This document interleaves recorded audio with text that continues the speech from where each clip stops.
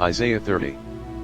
1-33. Woe to the rebellious children, says Yahweh, who take counsel, but not from me, and who make an alliance, but not with my spirit, that they may add sin to sin, who set out to go down into Egypt, and have not asked my advice, to strengthen themselves in the strength of Pharaoh, and to trust in the shadow of Egypt.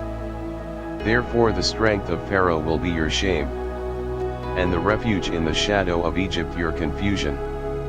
For their princes are at Zoan, and their ambassadors have come to Hanes. They shall all be ashamed because of a people that can't profit them, that are not a help nor profit, but a shame, and also a reproach, the burden of the animals of the south. Through the land of trouble and anguish, of the lioness and the lion, the viper, and fiery flying serpent. They carry their riches on the shoulders of young donkeys, and their treasures on the humps of camels, to an unprofitable people. For Egypt helps in vain, and to no purpose. Therefore I have called her Rahab who sits still. Now go, write it before them on a tablet, and inscribe it in a book, that it may be for the time to come forever and ever. For it is a rebellious people, lying children, children who will not hear Yahweh's law, who tell the seers, don't see, and to the prophets, don't prophesy to us right things. Tell us pleasant things. Prophesy to seeds. Get out of the way. Turn aside from the path. Cause the Holy One of Israel to cease from before us. Therefore the Holy One of Israel says, because you despise this word, and trust in oppression and perverseness, and rely on it, therefore this iniquity will be to you like a breach ready to fall, swelling out in a high wall, whose breaking comes suddenly in an instant. He will break it as a potter's vessel is broken, breaking it in pieces without sparing, so that there won't be found among the broken pieces a piece to take fire from the hearth, or to dip up water out of the cistern. For the Lord Yahweh, the Holy One of Israel, says, you will be saved in returning and rest. Your strength will be in quietness and in confidence. You refused, but you said, no, for we will flee on horses. Therefore you will flee, and we will ride on the swift. Therefore those who pursue you will be swift. 1,000 will flee at the threat of one.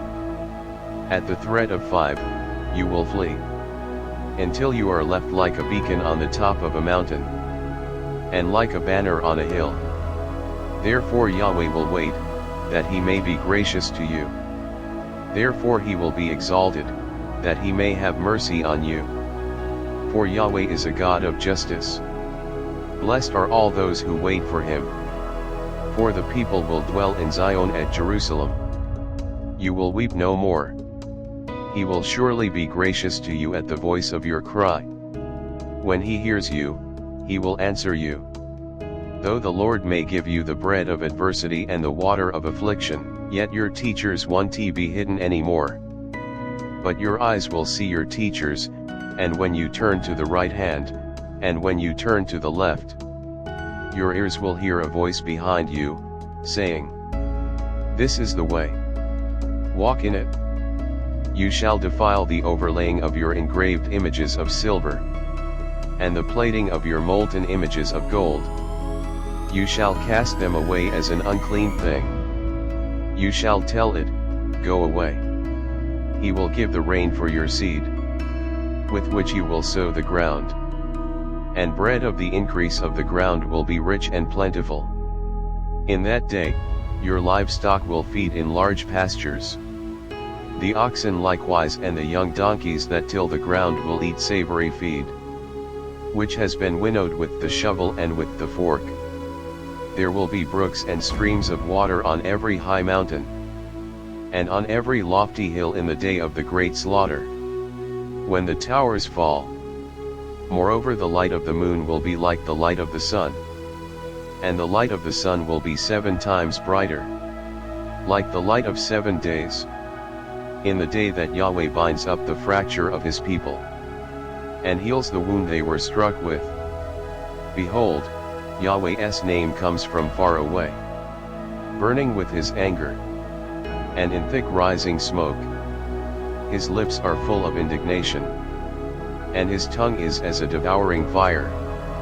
His breath is as an overflowing stream, that reaches even to the neck, to sip the nations with the sieve of destruction. A bridle that leads to ruin will be in the jaws of the peoples. You will have a song as in the night when a holy feast is kept, and gladness of heart, as when one goes with a flute to come to Yahweh's mountain, to Israel's rock. Yahweh will cause his glorious voice to be heard, and will show the descent of his arm, with the indignation of his anger, and the flame of a devouring fire, with a blast, storm, and hailstones. For through Yahweh's voice the Assyrian will be dismayed.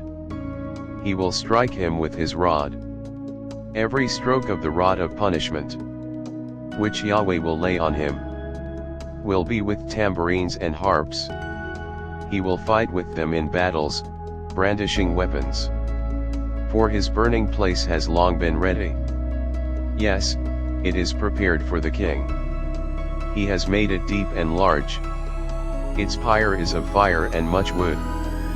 Yahweh's breath, like a stream of sulfur, kindles it.